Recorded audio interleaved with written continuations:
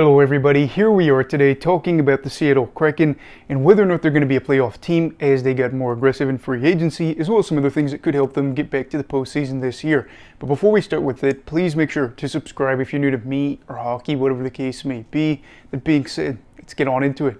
So last season, the Seattle Kraken failed to make it to the playoffs as they ended up having an 81-point year, and they ended up firing their head coach, Dave Hextall, after 3 seasons with the team, and they decided to be more aggressive this offseason and try to get back to hopefully the playoffs again, at least, at the very least, as they end up going out and doing 2 7-year contracts, one with Brendan Montour and then Chandler Stevenson. Montour ends up getting a $50 million deal, and then Stevenson gets a $43 million deal. So with these 2 players, they're going to be expected to try to help the team get there and get to not only the first round, but maybe even further, as they were on the verge of making it to the Western Conference Final. Montour is somebody that is interesting because of the fact he's coming off of a Stanley Cup and has played big minutes for the Florida Panthers over the past 2 years. Of course, this season wasn't as big as last season, but 2 years ago he had 73 points and is somebody that plays a lot of time on the power play.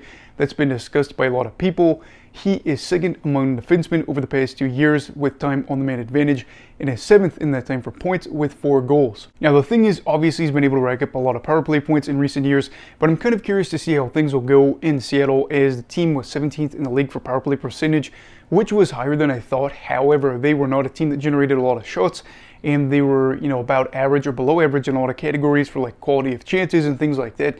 So I think this could be something that could help them out. We'll have to see at the moment, because let's say that they go out there and they keep about where they were, they probably would have dropped from 17th for power play percentage, and for a team that wants to score a lot of goals and that needs to score a lot of goals, they are going to have to be better and try to get, again, more opportunities, because 81 points isn't going to cut it, and you're going to need to get more goals to try to win games, because you need to climb probably about 15, 16 points or more in the standings, and Montour could go out there and help. And this is one of those deals where in recent years you've seen Seattle pump a lot of money into their blue line, as they of course sign him to a deal. They end up getting Jamie Alexiak to a contract a few years ago, like a 5-year deal.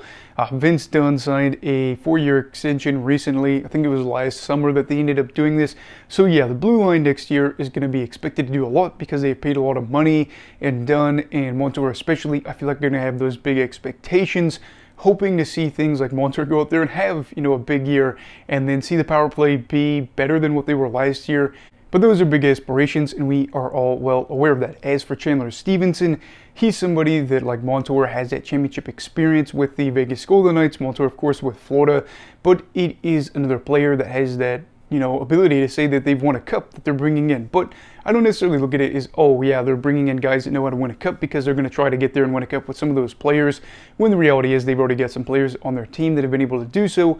Is more of the fact that some of these teams don't have money, or some of these guys on their roster don't always align with what they're going to be trying to do in the future. So what do? They end up letting them walk in free agency, and that is the way it goes. But for Stevenson, he is a player that's averaged over 50 points a season for the past 4 years, has a couple of 60-plus point seasons, and had 16 goals last year, which I know doesn't necessarily seem like a whole lot for himself. And really, when you're looking at some other guys that will score like 40-plus goals, yeah, it's not really a whole lot of goals. But it would be 4th on the team last season if he played for the Seattle Kraken, which kind of gives you an idea about how much they need some goal-scoring ability, or just how much they could use some goal-scoring depth. And having a player like him that could have a 50-plus point year where maybe he hits 20 goals, and just to have that forward depth would be really nice to see.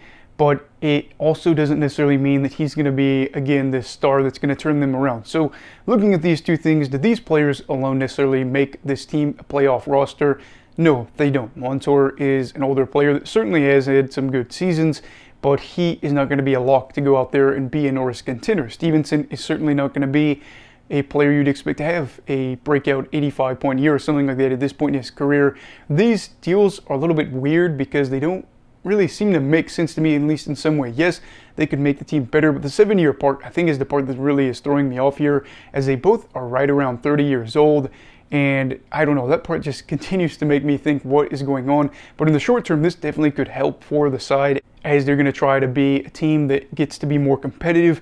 I think when you look at the forward group, this is from Daily Faceoff right here, it looks like there's some potential. And I don't know if part of that is me being nostalgic about some of these names on the roster, especially when you're looking at their forwards. But with a team that could clamp down defensively, maybe things get better this year. Also, you have to look at the fact that we could be seeing somebody like Matty Beniers have a bounce back year, as he had a little bit less of a sophomore season than what you're hoping, or at least what we saw last year from him. Other players too could be able to help out a little bit more. Dan Bilesma is going to be the new head coach. Will you see better results between him and the team compared to when they had Hagstall? Can they be a better bounce back team, or a team that gets out to better leads? Because this team went 4-19-4, I believe, last year when they were trailing after one period of play. They had no ability to come back. We knew that. I mean, that's just how it was. And they also got off to a slow start to the year. They lost their first 4 games of the season. And I believe at one point, kind of like through their first 20 games, they had like an 8-game losing streak, which really undid them. They weren't able to go on that big run like the Oilers were. That could kind of propel them back to where they wanted to go. But you'd have to say they're going to be better than Anaheim. They're going to be better than San Jose. Could they be better than Calgary? I think so.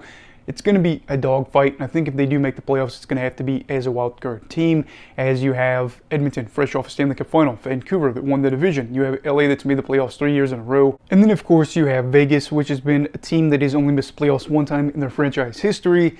Yes, they are dealing with a lot of things like they do every single year, but they always manage to stay competitive. So for me, I don't see Seattle as a team that's going to be able to go out and be 3 in the division.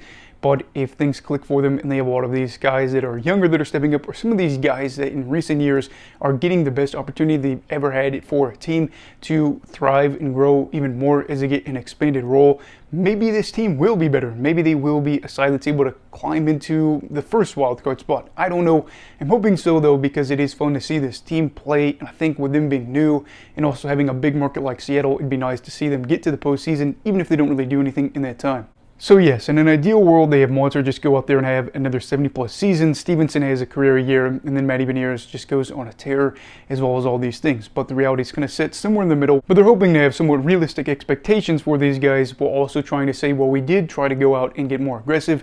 And I think with them being more aggressive in free agency, they would be a little bit more likely to make trades towards the deadline and kind of justify that by saying, we've already spent a lot of money, why don't we try to get better now if we're a team that's close in the mix. But anyway, what are your thoughts on the Seattle Kraken for this season? Do you think they're going to get to the playoffs? Do you think that Montour and Stevenson are going to be a big reason why? Let me know down below in the comments. Also, please make sure to like this video if you enjoyed it. Subscribe if you're new. Everybody stay safe. Hey, have a great night. And you go love hockey, alright. Goodbye, Brigadiers and Brigadettes. This is your captain signing off. Have a great night.